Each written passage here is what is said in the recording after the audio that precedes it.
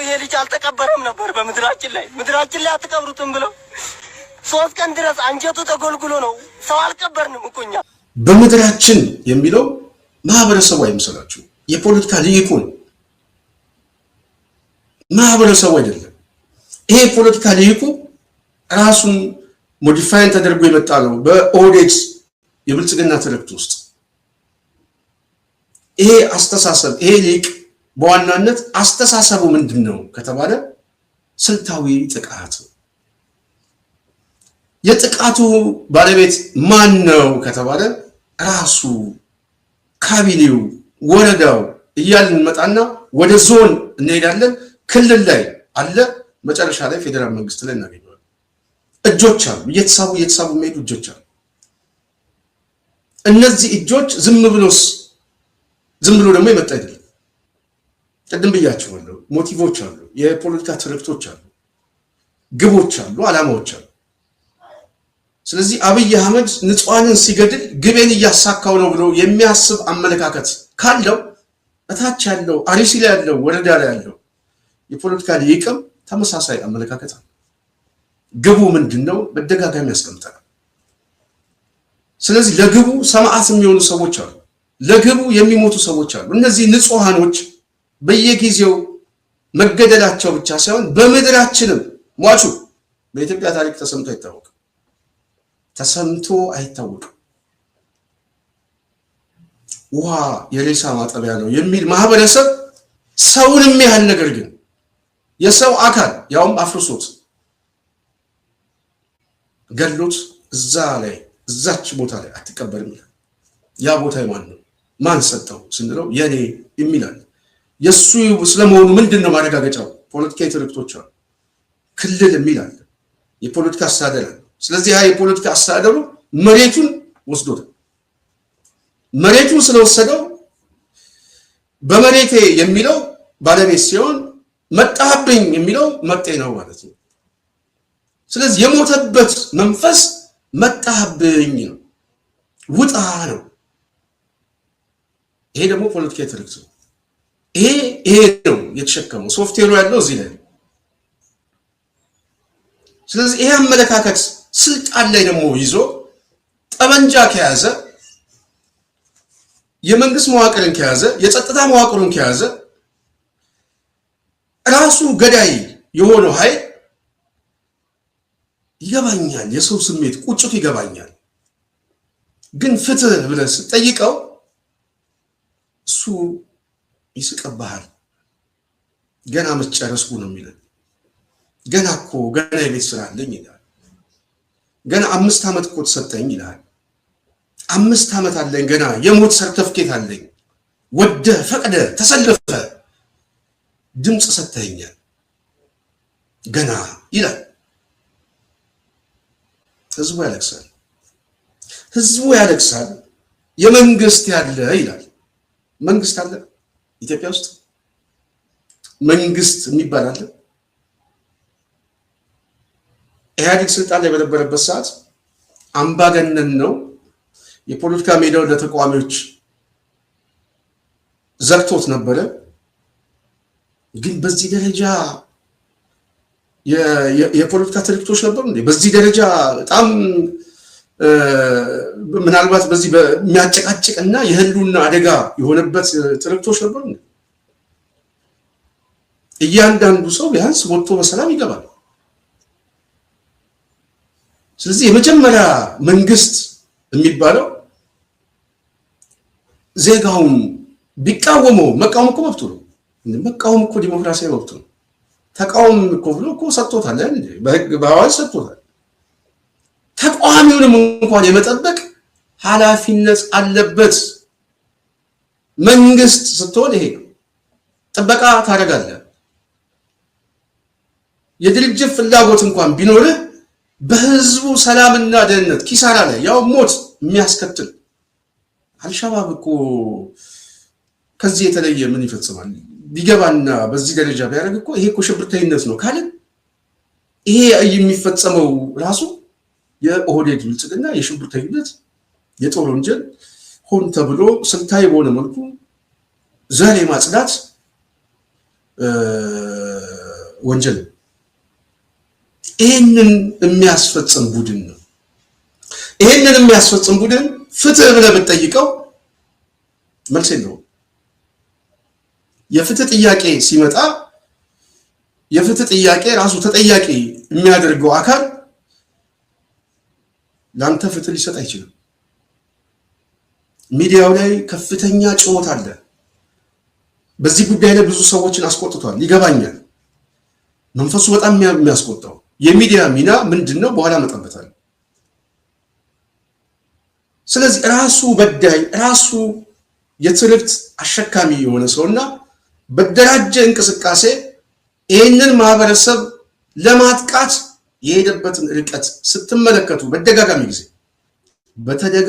ጊዜ ነው። አርሲ ላይ አንድ ሻለቃ ጦር እኮ በቂ እኮ ነው። እዛ አካባቢ አስቀምጦ እንደዚህ አይነት ቀውስ ከመጣ በቃ እዛ አካባቢ ያለው ማህበረሰብ በልዩ ሁኔታ እንዲጠበቅ ካልቻለ ተደራጅቶ ራሱ ሰላምና መረጋጋት እንዲሆን እንደውም ማስታጠቅ። ግን ምንድነው እሱ የሚያደርገው? የታጠቁትን ሰዎች መሳሪያ አምጡ እያሉ ይቀሟቸዋል። የወረዳው ካቢኔ መሳሪያቸውን ገፈው ካስቀመጡ በኋላ ባልታሰበ ቦታ ላይ ተደራጅቶ የሚመጣውን ኃይል አስገብቶ ራሱ ትጥቅ ሰጥቶ የራሳቸውን መሳሪያ ለዛው ለአማጺው ሰጥቶ ያስገድላቸዋል። ከዛን የወረዳው አስተዳደር እንደዚህ አይነት ችግር እዚህ አካባቢ ስለመፈጠሩ የሰማነው መረጃ የለም ይላል። የሰራዊቱ አካል ሲጠየቅ በዚህ ጉዳይ ላይ ትዕዛዝ አልተሰጠንም ይላል። ልብ በሉ የተቀናጀ ሁኔታ እንዴት እንደሚሰራ። ከዚህ በፊት የምታስታውሱ ከሆነ በተለይ ከአጫሉ ግድያ ጋር ሻሸመኔ ላይ የተፈጸመው ከ300 ከ400 በላይ ጭፍጨፋ ንጹሃን ዜጎች ሲገደሉ አንድ የሻሸመኔ የዋና አስተዳደር ነው ምናምን ይመስለኛል አንድ መረጃ ሰጠ ተብሎ ከቦታው የክልሉ አስተዳደር ቀየሩ። ይሄ ሰውዬ ወደ አርሲ ሄደው ስለዚህ 2-3 ጊዜ ነው የሚገሉት። እንደዚህ አይነት መረጃ የለንም ይላል። የክልል መስተዳደሩ በጉዳዩ ላይ ምንም አይነት መግለጫም ሆነ ሀዘን አይገልጽም። የፌደራል መንግስቱ ደግሞ የተባለው አብይ አህመድ እንደዚህ አይነት ክስተት ሲመጣ ደግሞ ችግኝ በመትከል መዝናኛ ቦታ በማሳየት ፈጣሪ እኮ ከኛ ጋር ነው፣ እኛን ፈጣሪ ቀብቶናል፣ ረዳን። 3-4 ጊዜ ገሉ። የሞት ሰርተፊኬት እንላችሁ። ይሄ ምርጫ የሞት ሰርተፊኬት ነው። ኢትዮጵያ መላው ህዝባችን የሞት መጋረጃ ተቀደደ። ስለዚህ ግሉኮስ ነቅሎ የመጣው ከሻወር ቤትም የመጣው አባቷም የሞተባት በዋናነት የተራ ጉዳይ ነው።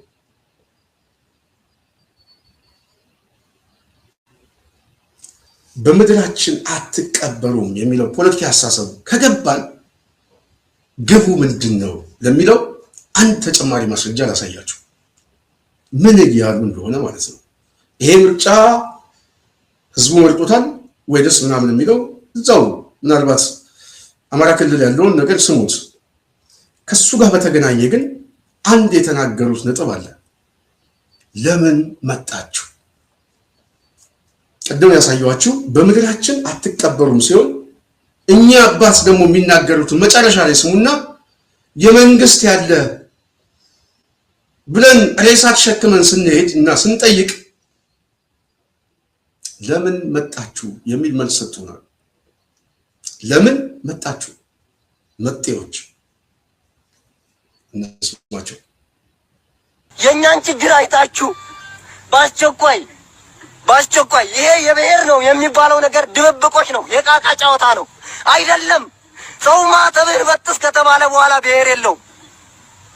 ማተብን በጥስ ነው። ማተባችንን በጥሰን ታዲያ እንዴት ነው የምንኖረው? እናንተ ይሄንን ሁሉ የምትሰሙ የእውነት ድረሱልን። ይህ ፋሽስት መንግስት ነፍሰ በላ ሄሮድስ ህዝቡን የሚያሳድድ ክርስቲያኑን ከቀየው እያወጣ የእናት ጡት የሚቆርጥ የእናት ማህፀን ተርትሮ ሴት ናት ወይስ ወንድ ነው ብሎ የጽንስ ማንነት የሚመረምር አላዊ መንግስት ተሰማርቶብን ልንመርጠው ልናስመርጠው አይገባም። አይመራንም። ወንጀለኛ ነው፣ ነፍሰ በላ ነው። አዎ አይመራ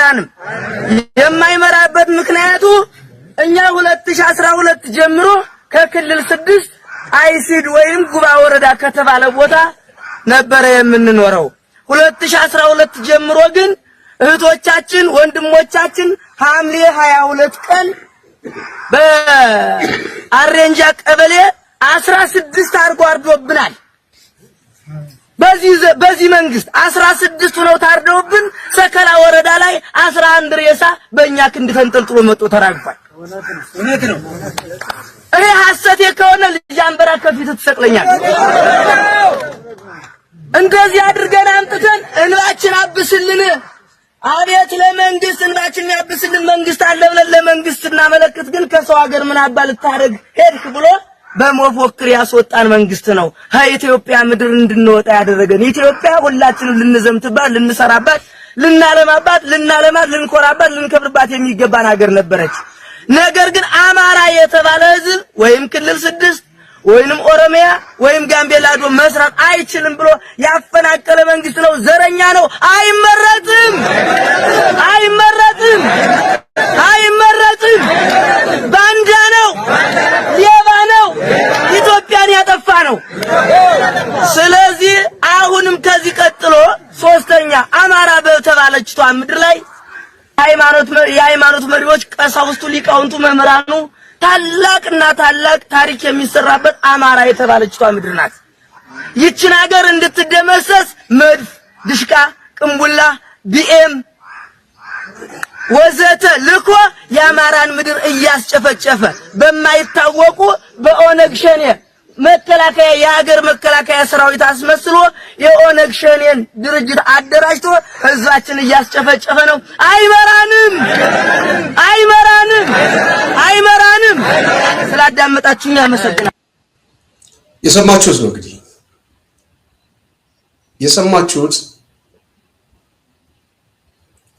ነጥባችን እዚህ ጋር ስለሆነ ቅድም በምድራችን አትቀበሩም አሉ ሲል እኛ አባስ ከራሳቸው አንደበት የሰማነው ነው 11 ሬሳ ይዘን ይሄው እንደዚህ ሆነን የሚል ጥያቄ ሁሉ እንጠይቅ ለምን መጣችሁ አሉን የትም መኖር አልቻልንም በሀገራችን ላይ መኖር አልቻልንም በየንበት ቦታ ሁሉ ምን ይሆን አያችሁ የፖለቲካ ትርክቶቹና የፖለቲካ መናበቦች ዋነኛ ስልቱ እንደ ማህበረሰብ የተመረጠውን አመራውን እንደ ሃይማኖት ኦርቶዶክስን ማጥቃት አንድ የፖለቲካ ታርጌት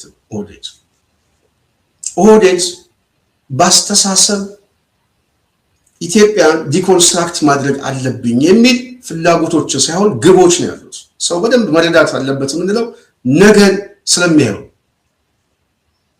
ይሄ ኃይል ብልጽግና መደመር የሚል ቡትቶ የሆነ አመለካከቱ በዋናነት መጫን የሚፈልገው በሱ የፖለቲካ ናሬቲቭ ይሄንን የፖለቲካ ማህበረሰብ አንድ የፖለቲካ ማህበረሰብ ፈጥራለሁ በዚህ ውስጥ ጠቅልዬ አመጣለሁ እሱ የማይቻል ከሆነ ግን አጸዳለሁ የሚል አመለካከት ያለው ቡድን መንግስት አይደለም በሌላው ኪሳራ ላይ ትርፍ አለኝ ብሎ የሚያስብ ወይ የተራዘመ ስልጣን ካልሆነ ደግሞ ሌላ እርምጃ ስለዚህ ሁለቱንም ለማስኬድ በአንድ በኩል ጦርነቱን የሚያስኬደው ከስልጣን የሚመጣ ፍላጎት ሳይሆን ጭፍጨፋውን የሚያደርገውና አትቀበሉም የሚል የፖለቲካ ሊቅ በየአካባቢው ላይ የሾመው የቀጣይ የቤት ስራው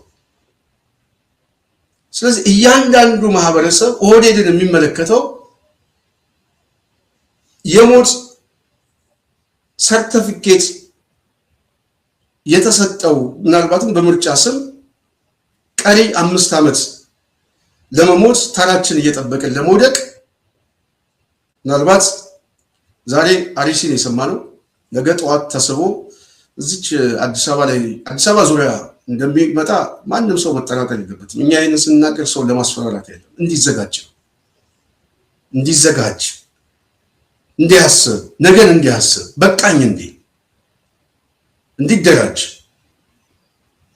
እንጂ ከወዴት ፍትህ እንዲጠይቅ አይደለም ከገዳዩ እንዲጠይቅ አይደለም አንድ ገዳይ ራሱ ገድሎ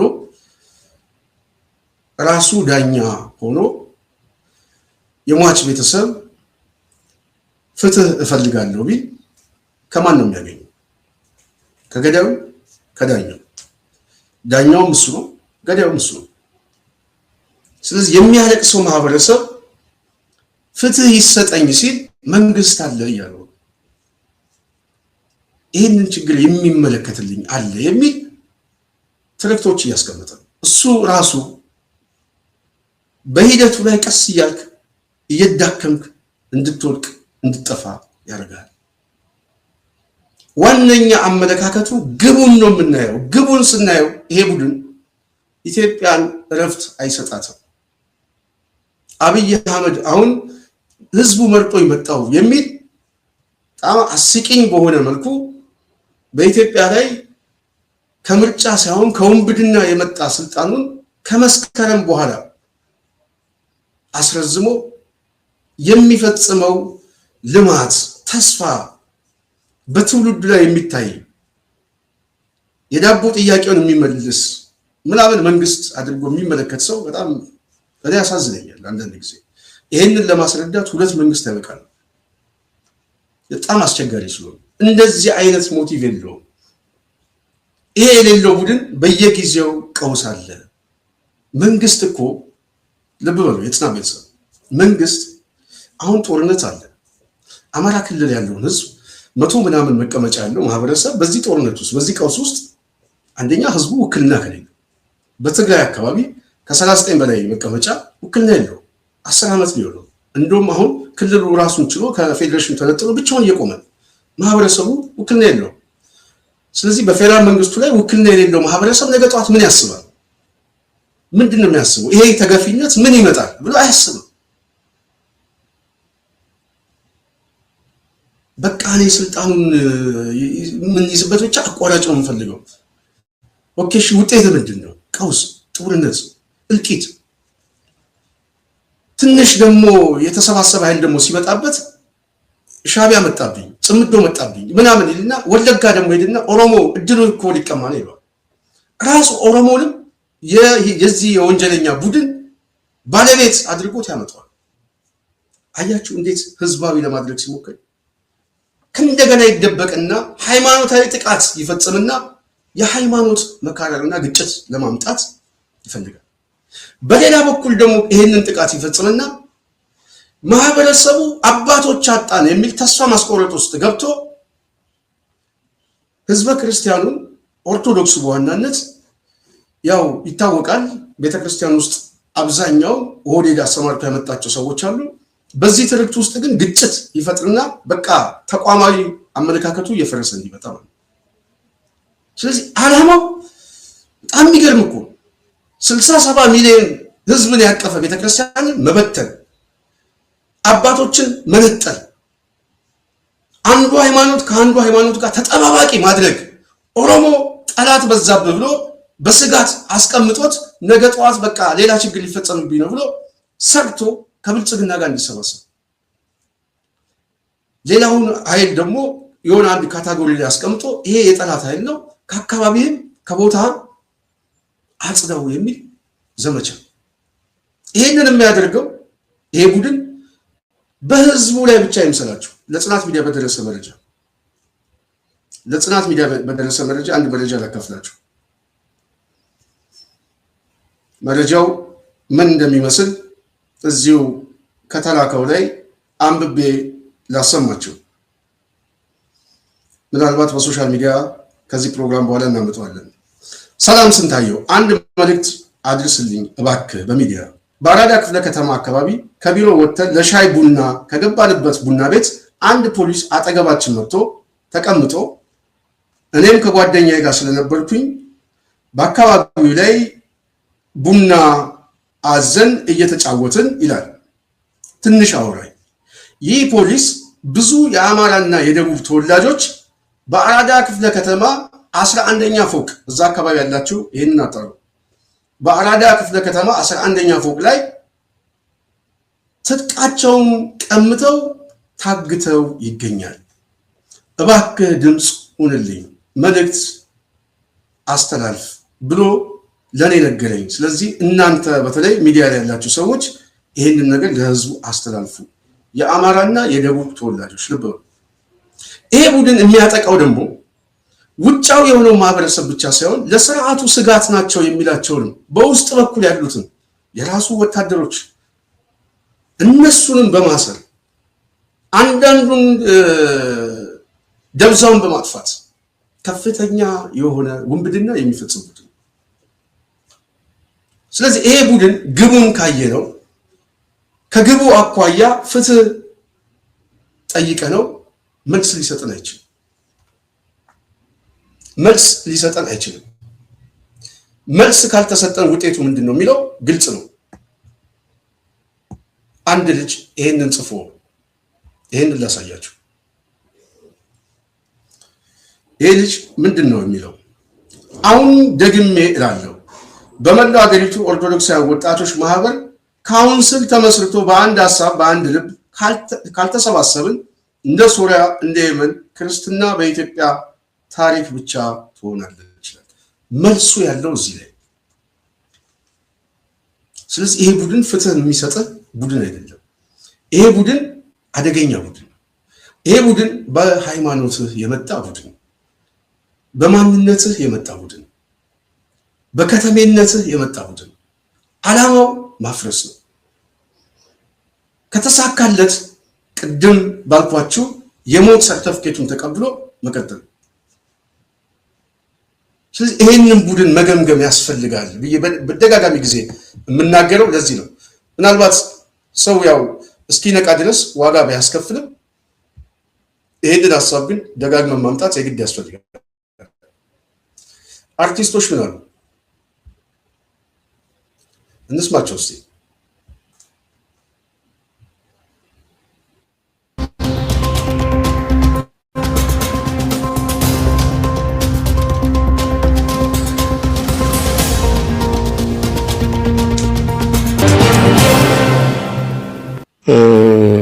ሰላም ወገኖቼ እንደምን አላችሁ?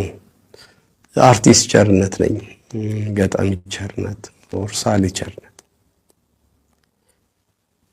አሁን ብቅ ያልኩበት ምክንያት የእውነት ከፍቶኝ ነው። በዚህ ልክ የሆነ ባለቤት የሌለው ሀገር እስኪመስል ድረስ ምስራቅ አርሲ ምስራቅ አርሲ እንዲህ እየተተነተነ ቦታቸው እየተነገረ ሰው የታረደበትና የተገደለበት ቤቶቻቸው የተቃጠሉበት እየተነገረ መንግስት መንገድ ሰራ እንዲህ አዋሳ አሪፍ ሆነች እንዲህ አሪፍ ሆነ ምናምን እንዳላለን በጣም በትልቁ ደግሞ ወገን ሰው ሽማግሌ ካህን እየታረደ ክርስቲያን እየታረደ የሚጣልበት ሀገር ነው። አድርንቀን ሳንጨርስ ሀዘናችን ይበዛል። ባለቤት የሌለው ሀገር ነው የሚመስለው። ምንድነው ከመንግስት አቅም በላይ ሆኖ ነው እነዚህ ሰዎች? አልመሰለኝም። እኔ ምንም ከመንግስት አቅም በላይ ሆኖ አይደለም። ምን ማለት ነው? ሰላም አይቀድምም? ምረጡን ምናምን እንዲናረግላችኋለን ምንም በቃ ሰላም ካልሰራ መንግስት አንደኛው ስራው ሰላም ነው እንዴ? አብረን ለምን አናደንቅም? ከእንትን እኮ መንገድ መሄድ ተጀመረ፣ ሰላም ሆነ፣ ለምን አንልም? በዚህ መንገድ ላይ ወንድ የሆነ ሽፍታ የለም አሁን፣ ለምን አንልም? ባሎቻቸው ተይዞባቸው ወርቃቸውን ሽጠው ተበድረው ተለክተው ዘመርስ ከምናምን ለምነው 1.5 ሚሊዮን ብር ይዘው ሲሄዱ ፖሊስ ያዛቸውና ወላ ሴቶቹን እነዛ ታስረዋል። ብር ይዘው የሚሄዱትን ደግሞ ፖሊስ ወሰደባቸው ብሩን፣ እነሱንም አሰሯቸው። ምን ሰማው ዜና ሁሌ ክፉ። መንገድ መጠበቅ አልተቻለም። ሰው በሰላም ገብቶ መውጣት አይችልም። እንዲህ ነው የሚሆነው ሁሌ። እንዲሰራንላችሁ ምረጡን፣ ሰላም ስሩለት። እባካችሁ ሰላም ስሩለት። የሚታረደው ይቁም። በእምነቱ ምክንያት የሚሞተው ይቁም። ስለዚህ ሰው ስለሚሞተው ሰው የውሸት ሳይሆን የእውነት ከልቡ የእውነት ወጥቶ የሚከላከልለት የሚሞትለት ይቀመጥ ቦታው። ወይ ራሳቸውን እንዲከላከሉ የሚደረገው ነገር ይደረግ። ራሳቸውንም መከላከል አይችሉም። መሳሪያ አልታጠቁም፣ ኦር በሆነ ነገር አልተደራጁም። አረመኔ በመጣ ቁጥር ሙት እኛም ማዘናችን እስከ መቼ ይቀጥላል? እስከ መቼ ይቀጥላል? ይሄ ነገር ትክክል አይደለም። የእውነት የሚቀድመው እሱ ነው። ከተማ ከምሰሩ ያደረቅነውን ከምናደግ ሰላም ይምጣና እናጨብጭብላችሁ። አሁን ሰላም ነው አገሩን በል። ስራችሁ የእናንተ ነው። ይሄ የመንግስት ስራ ነው። ስራችሁን ስሩ። አድንቁም ብቻ አትበሉ። የሚደነቅ ነገር ትልቁ የሚደነቅ ነገር አገር መስራት ነው። ሰላም መስራት ነው። ሰው ወጥቶ እንዲገባ በሰላም ገብቶ ወጥቶ የፈለገበት ሀገር ደግሞ ሄዶ ሰርቶ የሚበላበት ይሄ ሲሰራ ነው። እንደዚህ አይነት ነገር አላየንም። ታውቃላችሁ እናንተም። ጠብቁት። ሰው ከሌባ ይልቅ ፖሊስ ይፈራል። ጠብቁት። ራሳችሁን ይዩ። እንዴት ሰው ሀገሩ ላይ እንዴት ታርዶ ይሞታል? ካህን ከእግዚአብሔር ምን ማለት ነው? ይሄ ዜጋ እኮ የሚሰራው አንደኛው ዜጋን እኮ የሚሰራው ትምህርት ቤት እንደማለት ቤተክርስቲያን እኮ ነው። ግብረ ገብ የሚያስተምርልን እኮ ቤተክርስቲያን ነው። ሽማግሌ ፈርቶ እናት አክብሮ የሚኖረው እኮ ሰው እምነት ሲኖረው እኮ ነው። ሞራል ቫሉ የሚማሩበት ቦታ እኮ ማስኪድ ቤተክርስቲያን ውስጥ ነው። ምንድነው እየተደረገ ያለው? ይሄኛው እኮ ነገር መንግስትን በትልቁ የሚያገዝ ኢንስቲትዩሽን እኮ ነው። አርዶ መጣል ምን ይባላል? ማቃጠል፣ 100 ዓመት የቆየ ቤተክርስቲያን ማቃጠል፣ ሰውን መግደል፣ ከሳምንት ሁሌ አዲስ እርድ እያመጣን አንድ ላይ መቅበር።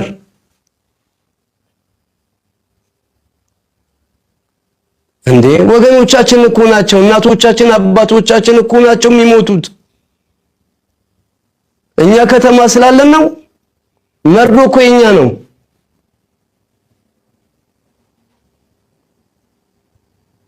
እባካችሁ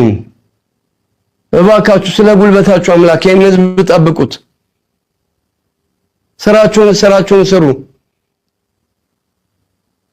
ይሄ መብራት በመብራት አርጋችሁ እንድናጨበጭብ እንደሱ ብቻ አትፈልጉ። መልካም እሱም ግን ትልቁን ስራ ስሩ። አባ እንዲህ ስቃይዞን እንዲህ ስንጣራ ለሞተው ስናለቅስ ለቆመው ስንፈራ ምነው ግን ዝም አሉን? እንደዚህ ነፍስ ዞን ስንጣራ አባ እኔ ተወልጄ ያደግኩት በዚህ አካባቢ አማርኛም አፋን ኦሮሞም እኩል ይችላሉ። የዚህ አካባቢ ሰቆቃ ገና በለጋ ዕድሜ 1984 ዓመተ ምህረት ቤታችን 6 ጆንያ ኦርቶዶክሳውያን ጭንቅላቶች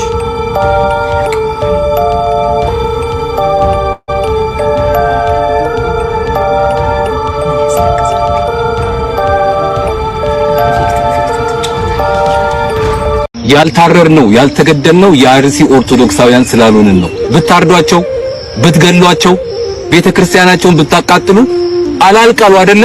እውነት አርሲ የምትባል ምድር ላይ ህግ አለ፣ ዜጎችን የሚጠብቅ አካል አለ። አዎ ካላችሁ በዚህ መንገድ ኦርቶዶክሳውያን ልክ ጠባቂ እንደሌላቸው ገዳዮች ራሱ ጠያቂ የሌላቸው እስኪመስል ድረስ በየጊዜው ኦርቶዶክሳውያንን በእምነታቸው ነጥለው እንዲህ እያረዱ እየገደሉ ቤተክርስቲያናቸውን እያቃጠሉ እውነት እዛ ቦታ ላይ መንግስት ወይንም የህግ አካል አለው ይላል? ከትላንት ወዲያ በቀን 23 አርሲ ላይ ቁጥራቸው ከ10 በላይ የሚሆኑ ኦርቶዶክሳውያን ወገኖቻችን ተገለዋል። የቅዱስ ገብርኤል ቤተክርስቲያን አመድ ሆኗል ተቃጥሎ። የሌላ እምነት ተከታይ የሆናችሁ ወገኖቻችን ለምንድነው ድምጽ ማትሆኑት? ወይንስ ለሰው ልጅ ለማዘን እንደ መስፈርት ሃይማኖትና ዘር ብሔር እናያለን? የኛ ቤተክርስቲያን ግን እንደዛ አልነበረችም። አንዴ ይሄንን ቪዲዮ በደንብ ተመልከቱ።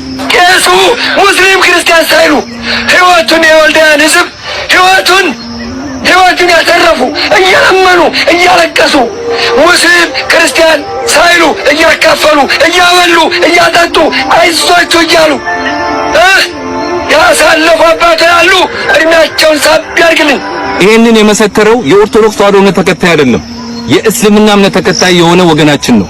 ትግራይ ክልል ላይ በነበረው ጦርነት እኚህ የምትመለከቷቸው የኦርቶዶክስ ተዋሕዶ እምነት አባት ሙስሊም ክርስቲያን ሳይሉ የኔ እምነት ተከታዮችን ብቻ ሳይሉ እንደ ሰው ሁሉንም ከጥቃት ሲከላከሉ እንደነበር እኚህ የምትመለከቷቸው የእስልምና እምነት ተከታይ የመሰከሩት።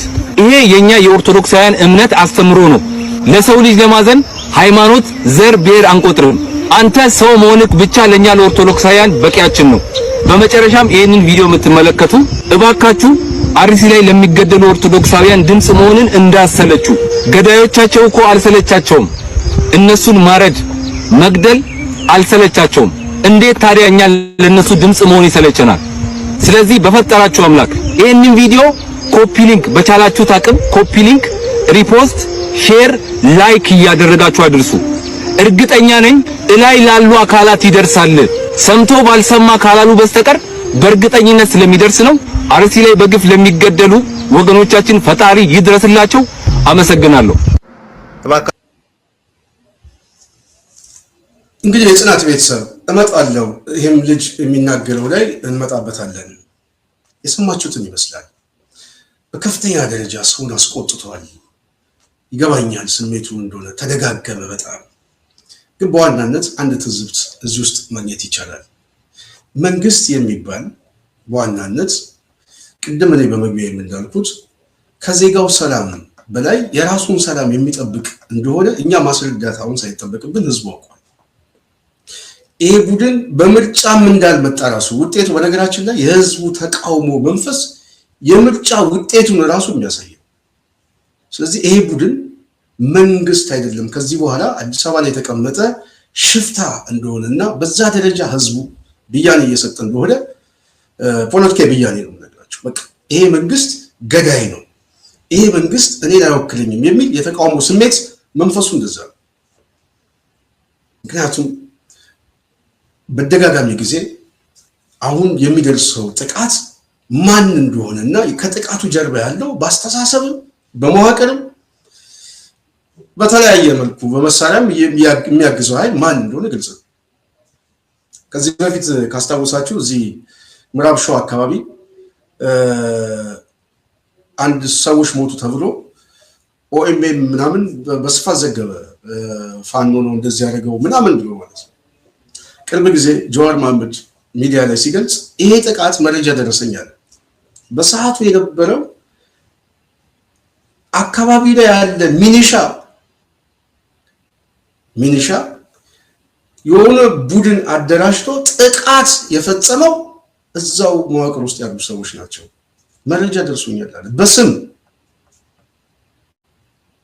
ለምንድን ነው ይሄን የሚያደርገው ታዲያ? አንዳንድ ጊዜ እኮ ብልጽግና በጣም የሚገርመው ኦሮሞንም ይገድለዋል። ኦርቶዶክስ ነው ተብሎ የተገኘ ኦሮሞም አርሲ ላይ ተመቷል፣ ተገድለዋል። እና ግቡን ለማሳካት የሚሄድበት ቡድን ቅድም እንዳልኳቸው ዘረፋም ጭምር ነው። ፖለቲካ ዓላማ አለው፣ ግን ጥቅምም ነው። ከሌብነት ጋርና ከዘረፋ ጋር በጣም በዚህ ደረጃ ያለ አንድ መንግስት ብለህ የምጠራው ቡድን የለም። ይሄ አስተሳሰብ በዋናነት ገንግኖ የመጣ ይሄ ልጅ የሚገልጸው ሰሙታላችሁ። ከአርሲ የተፈናቀሉ ሰዎች መልሰው እንዲቋቋሙ እዛ አካባቢ ቤታቸው በፈረስ አካባቢ ላይ ተጎድተው ተጨፍጭፈው ቤታቸው ወድሞ መልሰው እዛ አካባቢ ላይ ለመስራት የወረዳው ካቢኔ እዛ አካባቢ ያለው የመንግስት መዋቅር ገንዘብ አምጡ ነው ያላቸው። እኔ አይደለም ብለው ህዝቡ ነው እንደዛ የሚለው። ገንዘብ አምጡ። ልብ በሉ ምን አይነት የመንግስት መዋቅር እንደሆነ ማለት ነው። እነዚህ ሰዎች እኮ ጭፍጨፋ ደርሶባቸዋል፣ በደል ደርሶባቸው ቤተሰቦቻቸው አልቀው ባልፈጸሙት ወንጀል አምልኳዊ ስርዓታቸውን መብታቸውን በመጠቀም እንደ ወንጀል ተቆጥሮ ማንነታቸው እንደ ወንጀል ተቆጥሮ መገደላቸው እኮ ብቻ የለም ሬሳችሁም እዚህ አይቀበርም በምድራችን የሚል ሰው መልሰው እነዛ ተፈናቃዮቹ ከፈረሰበት ቦታ ላይ ቤት እንስራ ሲሏቸው አዎ አይቻልም። ለምን? ገንዘብ አምጡ። እንደዚህ ነው ኢትዮጵያ ውስጥ ያለው። ዓላማው ምንድነው ታዲያ? አያችሁ ቅድም በመግቢያ የተናገርኩት ፖለቲካ ዓላማ አለው ማለት ነው። የሚፈናቀለው ሰው የሚገድሉት ሰው በዋናነት አንድም በኃይል እያጠቁት መጨረስ፣ በሌላ በኩል ከአካባቢው ማጽዳት ፖለቲካ ይገባል ማለት ነው። ስለዚህ ለፖለቲካ ግባቸው ዋነኛ መሳሪያ የሚያደርጉት እነዚህ ንጹሃን ነው። ሰሞኑን ገብረ ጉራቻ አካባቢ የታገቱ ሰዎች ገንዘብ ይዘው ሲመጡ በአካባቢው ያለው ፖሊስ ደውሎ አንድ ሰው መረጃውን ወደ አደባባይ አመጣው።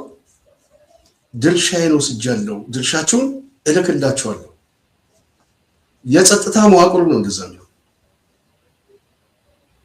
በዚህ ደረጃ ያለ ቡድን ይሄ ቡድን አባት ወርቤ ኮሬኔገኛ 120 የሚል አደረጃጀት ፈጥሮ በመንግስት መዋቅር ላይ ሌላ ሻዶ መንግስት፣ በሰራዊት ውስጥ ሌላ ሰራዊት ፈጥሮ በጣም በሚገርም ሁኔታ ዛሬ አደባባይ ላይ መረጃ እየወጣ ያለው በከተማ አስተዳደር ውስጥ አዲስ አበባ ለአብነት በልዩ ሁኔታ አስመጪ፣ አንዳንዱ የጦር መሳሪያ ሁሉ ነጋዴ ነው፣ አንዳንዱ ያልተፈቀደ ሁሉ ነገር ነጋዴ ነው። የትኛውም አካባቢ ላይ ኬላ የማያስቆመው የትኛውም የጸጥታ መዋቅር የማይቆጣጠረውና በልዩ ሁኔታ የሚንቀሳቀስና ቪአይፒ ፍቃድ የተሰጣቸው ኃይሎች አሉ ብለው በማስረጃ ያወጡት እዛ አካባቢ ላይ ምናልባትም ለመረጃው የሚቀርቡ ሰዎች ናቸው። ይሄ ቡድን መንግስት ነው? መልሱም ስሙት ልጁም እንደሚል ይሄ ቪዲዮ የሚደርሳችሁ ሰዎች በሙሉ ሼር እንድታደርጉልኝና ለሚመለከተው አካል እንዲደርስልኝ እፈልጋለሁ። እሱም ምንድነው ስለ አርሲ ተፈናቃዮች ነውና የአርሲ ተፈናቃዮች በዚህ ሰዓት ላይ ከደረሰባቸው ግድያ፣ ከደረሰባቸው መጨፍጨፍ፣ ከደረሰባቸው ሀብት ንብረታቸውን ከማጣታቸው በበለጠ አሁን የደረሰባቸው ያለው ነገር ከባድ ነው። እሱም ምንድነው መሰላችሁ ከሞት የተረፉት ሸሽተው ወደ ሌላ ቦታ ተሸሽገው ያሉ አሉ። ሀብት ንብረታቸው በሙሉ ተቃጥሏል፣ ወድሟል፣ ተዘርፏል ማለት ነው። ቤት የላቸውም፣ የሚለብሱት፣ የሚበሉት፣ የሚጠጡት ምንም ነገር የላቸውም። በዚህ ሰዓት ላይ መንግስት ተመልሰው እንዲቋቋሙ መድቦላቸዋል፣ ባጀት መድቦላቸው ቤት እንዲሰሩ ምናምን ታስበው ነበር ማለት ነው። ግን የወረዳው ካቢኔ ምንድነው እያደረገ ያለው? ቤታችሁ እንዲሰራላችሁ የምትፈልጉ ከሆነ ይሄን ያህል ትከፍላላችሁ የሚል ብር እየጠየቃቸው ነው ያለው። እንግዲህ እነኚህ ሰዎች ሀብት ንብረታቸው ተቃጥሎ ወድሞ ተዘርፈው ነው ተሰደው የተረፉት ሄዱት። ቤተሰቦቻቸው ተገለውባቸዋል። ብቻቸውን የቀበሯቸው ናቸው። ያልተቀበሩም እንደዛው አሉ። በዚህ ውስጥ ያለን ህዝብ መንግስት የበጀተውን ባጀት እንኳን ላለመስጠት ገንዘብ መክፈል አለባችሁ ቤታችሁ ተመልሶ እንዲሰራ የሚል ጥያቄ ነው እየተጠየቁ ያሉት። ደግሞም እያረሱ ያልሆኑት መሬት ያደረን መሬት ግብር እንዲገብሩ በግዳጅ ያለበለዛ ትታሰራላችሁ የሚባል ቤታችሁን ካልሰራችሁ ትታሰራላችሁ፣ የመሬቱን ግብር ካልገበራችሁ ትታሰራላችሁ ነው የሚባሉት። እነኚህ ሰዎች እንዳልኳችሁ ምንም ነገር የሌላቸው ናቸው። ተፈናቅለው በየከተማ በየጎዳና ተዳዳሪ ሆነው ያሉን ህዝብ መሬታችሁን ካልገበራችሁ የመሬቱን ግብር ካልከፈላችሁ ትታሰራላችሁ፣ ቤታችሁን ደግሞ መልሳችሁ ካልሰራችሁ ትታሰራላችሁ ነው። መንግስት የበጀተውን በጀት ግን ካቢኔው በልቶታል ማለት ነው። ለራሱ በልቶት ይሄ ህዝብ ከየት አምጥቶ ቤቱን ይስራ? አልፈው ተርፈው ደግሞ ምንድነው እያደረጉ ያሉት? ዛሬ ለሚደረገው ምርጫ ድግስ እንዲደግስ በሌለው ከየት ያምጣው? ይሄ ህዝብ ድግስ መደገስ አለብህ እየተባለ ነው። ስለዚህ ማንኛችንም ኢትዮጵያውያን የሆንን ሰብአዊነት የሚሰማን ለዚህ ህዝብ ድምጽ ልንሆነው ይገባል። እውነት ይሄ ነገር ለመንግስት መድረስ አለበት። በጀቱ እንደተበጀተ እናውቃለን።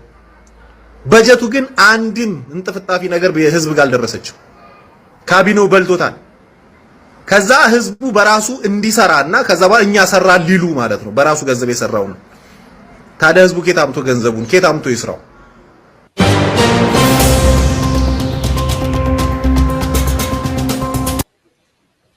ይሄን ይመስላል የጽናት ሚዲያ ቤተሰብ።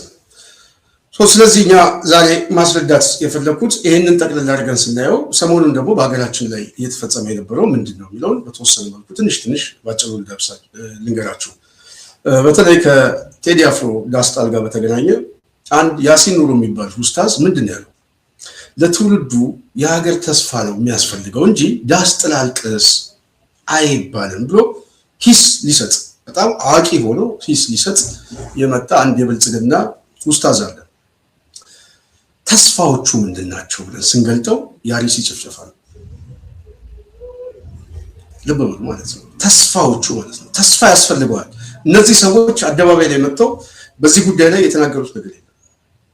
ትውልዱ እያለቀ ነው፣ እየሞተ ነው፣ አገር እያጣ ነው ብሎ ቢያንስ ተክዞ ባለበት የአንድ የሙዚቃ ስራ ላይ ትችት ለማቅረብ ወደ አደባባይ የመጡ የብልጽግና ኡስታዞች ዛሬ ተደብቀው ነው የሚገኙት።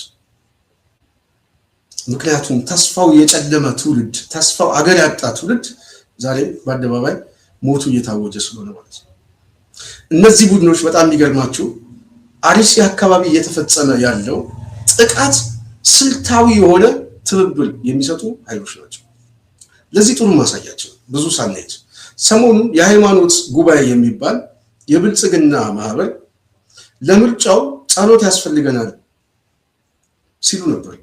አርሲ አካባቢ ለሚሞቱ ሰዎች ዛሬ ብሔራዊ ሀዘን ታውጆ ምናልባት ባንዲራ ዝቅ ተብሎ ዝቅ አድርጎ ዛሬ መቀመጥ የነበረበት መንግስት ነበር። መንግስት ቢሆን ሽፍታ ነው እንጂ ራሱ ገዳይ ነው እንጂ። በተመሳሳይ ብልጽግና በተለይ ነቢያቶቹ ከምርጫው በፊት ትንቢት ተናጋሪ ተብሎ ወደ አደባባይ የመጡት ገና 2 ምርጫ ነው የሚሉት 2 የሞት ሰርቲፊኬት ጠብቁ፣ ያቺ የ3000 ዓመት ዘንዶ ተመልሳ አትመጣም ነው ሲሉ ነበሩት በአደባባይ። እነዚህ ተመዝግበው በቪዲዮ በድምፅ በአድራሻ በስም የሚታወቁ ሰዎች ናቸው። ነገ የሚለው ግን እኔ በእርግጠኝነት ነው የምናገረው በትውልድ በታሪክ ብያኔ ይሰጥባቸዋል። በትውልድ በታሪክ ፊት ብያኔ ይሰጥባቸዋል። ትልቅ የሆነ የህዝባዊ ፍርድ ይሰጥባቸዋል። የጊዜ ጉዳይ ነው። ለማንኛውም ይሄንን ችግር ማስቆም ይቻላል በምንድን ነው? ለምሳሌ እኛ በሚዲያ ላይ ይሄንን ጉዳይ ወደ አደባባይ ያመጣው ማስቆም ግን አልችልም። መረጃውን ለሚመለከቱ ሰዎች ለጽናት ቤተሰቦች ምናልባትም ይሄንን ፕሮግራም ለሚከታተሉ ወገኖቻችን ሊሰሙ ይችላል። መቀየር ግን አንችልም። መቀየር የሚችለው ይሄንን ችግር መቀየር የሚችለው መሬት ላይ ያሉት ሰዎች ናቸው። የችግሩ ሰለባ የሆኑ ሰዎች ናቸው። ስለዚህ ሚዲያው ወደ ህዝቡ መረጃ ነው የሚያመጣው እንጂ ውጤት መቀየር አይችልም። ስለዚህ ውጤቱን መቀየር የሚቻለው ዘላቂ ሰላም ያስፈልገናል። አዎ በሀገራችን ላይ እውነተኛ የሆነ እረፍት ያስፈልገናል፣ ቢያንስ እማንሞትበት። ስለዚህ እማንሞትበት ሀገር መፍጠር ያለብን የማይገለን ስርዓት መፍጠር ስንችል። አሁን ያለው የሚገለን ስርዓት ነው። አብይ አህመድ ለግድያው ሰርተፍኬት ሰጡኝ ነው የሚለው። ግሉኮስ ነቅለው አባቷን ሳትቀብር ልጇ ሞቶባት ሬሳ አስቀምጣ መንግስቴን ልምረጥ ብላ መጣ ካርድ ሰጥታ መረጡን ለምን ስንለው ልገላችሁ ነው የሚለው። በዛ ደረጃ የታሪክ በዛ ደረጃ የፖለቲካ ትርክት በዚህ ደረጃ የትውልድ ጠባሳ ስንሆን አያሳፍርም? ዛሬ ምን እየተፈጸመ ነው ኢትዮጵያ ውስጥ? እንደዚህ አይነት ሀዘን ላይ ብልጽግና ከምርጫ ውጤት በኋላ ከዚህ በፊት አስቀምጨዋለሁ መረጃዎችም ስለወጡ ነው አዲስ አበባ ስቴዲየም ላይ የአርሰናል ደጋፊዎች ነው የሚል ያሳያችሁ። የአርሰናል ደጋፊዎች በሚል ድግስ እያዘጋጁ ነው። ይሄንን ፍቃድ የሚሰጠው ኦህዴድ መግደል ብቻ ሳይሆን ኦህዴድ ደግሞ ለጭፈራም ድግስ ይሰጣል። ኮንሰርት ነው የሚዘጋጀው። ልብ በሉ። ይህንን ኮንሰርት የሚያዘጋጁ ሰዎች ኢትዮጵያ ናቸው። ዛሬ የአርሲ ጉዳይ ዛሬ የገዛ ዜጎቻችን እየጨፈጨፉ የአርሰናል ደጋፊስ እንደው ማሊያ አድርጎ ስቴዲየም ገብቶ አርሰናል ዋንጫ በላ ብሎ ለመጨፈር የተዘጋጀ ወጣት አናይም ማለት አይቻልም። ትላንት ያለቀሰ ወጣት ስለታይ በዛ ደረጃ ክሽፈስ ውስጥ በዛ ደረጃ ማህበረሰባዊ ዝቅጠት ውስጥ እንደገባን ኦህዴድ ስለገመገመ እየገደልኳችሁ ትቀጥላላችሁ ነው የሚለን። ይሄ ቡድን ዛሬ በኢትዮጵያ ፖለቲካ ላይ ስልጣን ይዣለው ብቻ ብሎ አይደለም የሚያስበው፣ በሞታችን ላይ ጨፈራም እያዋለደብን። እነዚህ ልጆች ምናልባት ጥቁር ለብሰው ነበር አደባባይ መውጣት የነበረባቸው። ወገኖቻችን እየተገደሉ ነው። ሰላም አጣ፣ ህዝባችን ሰላም አጣ ብሎ መጫው ሲገባው አርሰናል ዋንጫ ስለበላ እሱን አስመልክቶ የደስታ ጭፈራ አዲስ አበባ ስቴዲየም ላይ ለማድረግ ተመዝገቡ የሚል ቅስቀሳ እየቀሰቀሱ ነው። ፍቃድ ሰጪው አዘጋጁ ከጀርባ የሚተውለው ኦህዴድ ነው። ከፊት የሚያመጣቸው የሚታወቁ ሰው ሊሆን ይችላል። ዋነኛ ባለቤቱ ግን ኦህዴድ ነው። በምኑ ላይ ፖለቲካዊ ሁኔታውን አስቡት። ህዝቡ መርጦኛል ብሎ ለዓለም አቀፉ ማህበረሰብ ለማሳየት የሚሄድበትን በጭፈራም ለማሳየት ይፈልጋል። ይሄው ጥያቄ እኮ የለም ኢትዮጵያ ውስጥ። ይሄንን የሚቃወሙ ሰዎች በሙሉ ምንድናቸው ነው የሚለው? ሽብርተኞች፣ የዚህ ተላላኪ፣ የምን ተላላኪ ምናምን ነው የሚለው። ይሄንን ጥያቄ ዛሬ እኛ ስንጠይቅ ዛሬ እኮ አትግደሉኝ የማለት እኮ የሻዕቢያ ተላላኪ የሚል ቡድን ነው፣ የግብፅ ተላላኪ ብሎ የሚፈረጅ ቡድን ነው።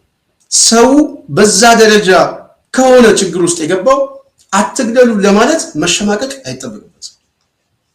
ምክንያቱም ሞቱ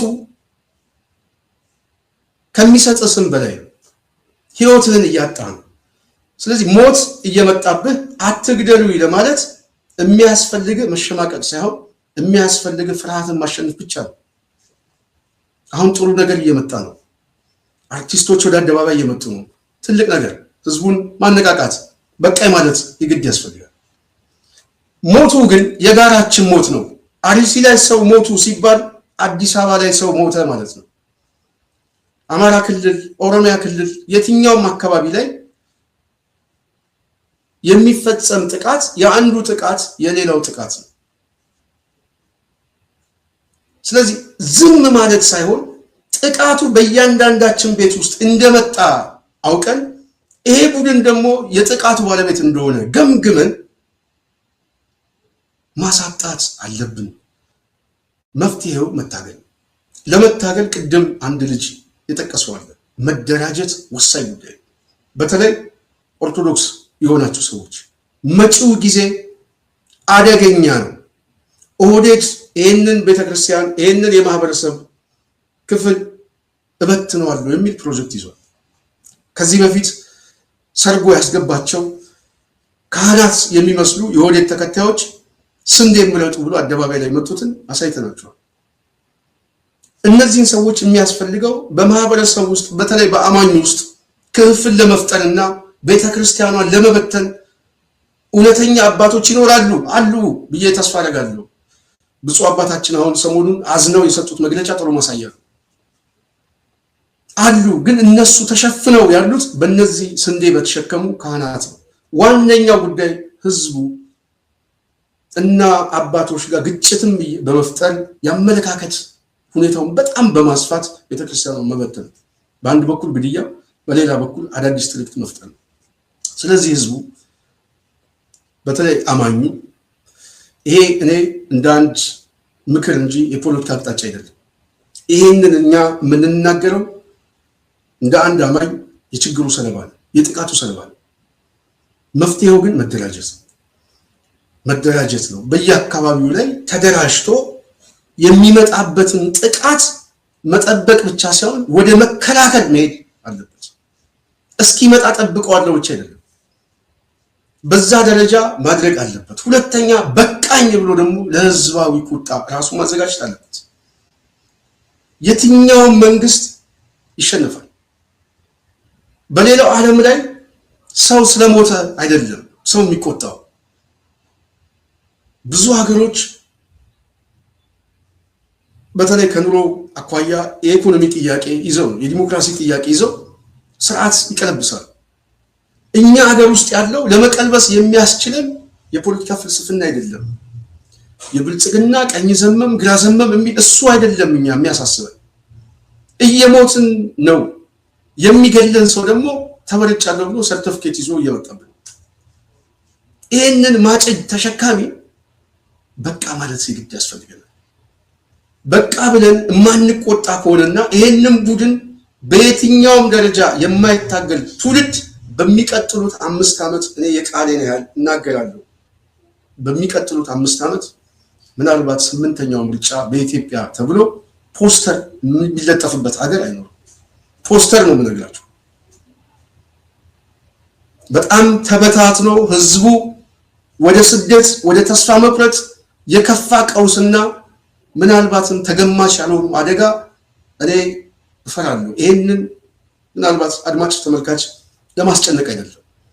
በዛ ደረጃ ሰው ይሄን ይመጣል እንዴ ብሎ ከራሱ ጋር እንዲነጋገር ስለምፈልግ ይሄንን ዝግጅት የሚያደርግ ቡድን ነው ስልጣን ላይ ያለው። ስለዚህ አገሩን ማዳን አለበት፣ ሃይማኖቱን ማዳን አለበት፣ ማንነቱን ማዳን አለበት።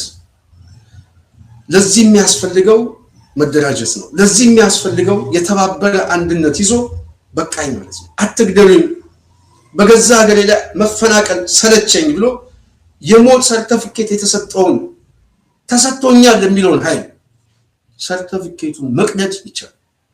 መቅደድ ብቻ አይደለም፣ ችሎት ማቆም ይችላል። ህዝብ ሲነሳ ችሎት አቁሞ የአርሲውንም የአዲስ አበባውንም የአማራ ክልሉንም የትግራዩንም የጦር ወንጀል አይኑ እያየ ይሄ ትውልድ ፍርድ ማሰጠት ይችላል።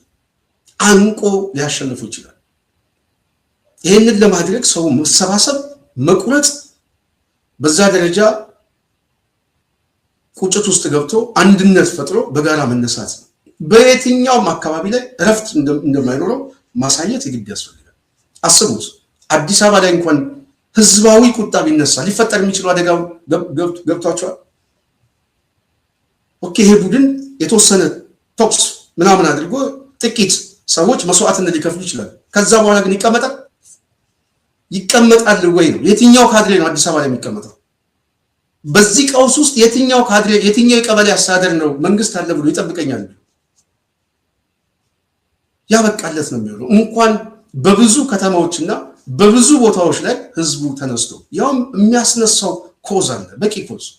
አትግደሉኝ፣ በገዛ ሀገሬ አትግደሉኝ፣ በሃይማኖቴ አትግደሉኝ፣ በማንነቴ አትግደሉኝ። ዛሬ እኮ አትግደሉኝ ብሎ አማራ ክልል ወጣቱ እድሜውን እየሰጠ ነው ለዚህ ትግል። ህፃናቶች እድሜያቸውን ገና ያልጨረሱ ወጣቶች አብይ አህመድ ከናታቸው ጉያ ሰብስቦ በየውጊያው ቦታ ላይ ያሞራ የጅብ ሲሳይ ያደረጋቸው። ሌላው ማህበረሰብ ልጄን አልሰጥም ማለት የሱ ፋንታ። ስለዚህ ህዝቡ መቆጣት የግድ ያስፈልጋል። ይሄንን የማናደርግ ከሆነ ይሄ ቡድን በሚቀጥለው ሀገር የለም። ይሄንን የትንቢት እውነቴን ነው የምናገረው። በእርግጠኝነት ሀገር የለም። አሁን ኢትዮጵያ ውስጥ በእያንዳንዱ ቀን የሞት ዜና፣ በእያንዳንዱ ቀን ሀዘን የምንሰማበት ቡድን ነው አሁን ተመርጫለሁ ብሎ ወደ ስልጣን ይመጣው። ይሄ ቡድን በኢትዮጵያ ውስጥ ያለውን ቀውስ ማስታረቅ የማይፈልግ ከራሱ ጥቅም ብቻ የሚያይና ጠባብ የሆነ አመለካከት ያለው እጅግ በጣም ጠባብ ፖለቲካ ይጠባብ። በምንም አይነት መመዘኛ በኢትዮጵያ ውስጥ የሚያስታርቅ የፖለቲካ ትርክት የለም። አሁን ደግሞ መልኩን እየቀየረ ነው። የሃይማኖት የብሔር ግጭቱ ድጋሚ አሁን ደግሞ ሌላ መልክ እያመጣ ነው። ሰሞኑን ኩታ ገጠም የሆኑ አካባቢዎች ላይ እንደምታዩት ቀውስ ጀምሯል።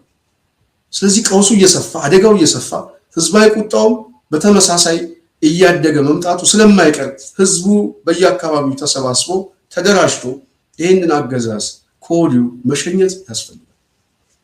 ይህንን ማሳሰብ ይህንን መናገር እፈልጋለሁ። ይህንን የምንናገረው እንደ አንድ ሁኔታውን እንደሚገመግም ሰው ነው። በተለይ ግን አርሲ ላይ ህይወታቸውን ያጡ ኦርቶዶክሳውያን ነፍሳቸውን ይማር፣ ሰማዕት ሆኗል። በእውነት ሃይማኖታዊ መስዋዕትነት ትልቅ ክብርና የጽድቅ ስራ ነው። ቢሆንም ግን ይህንን ሰው በቁጭት እያየው ነው። በጣም እየተቀየሩ ይመስላል። በተለይ ፍትህ የሚል ጥያቄ የሚጠይቁ ብዙ ነገሮች እያየን ነው።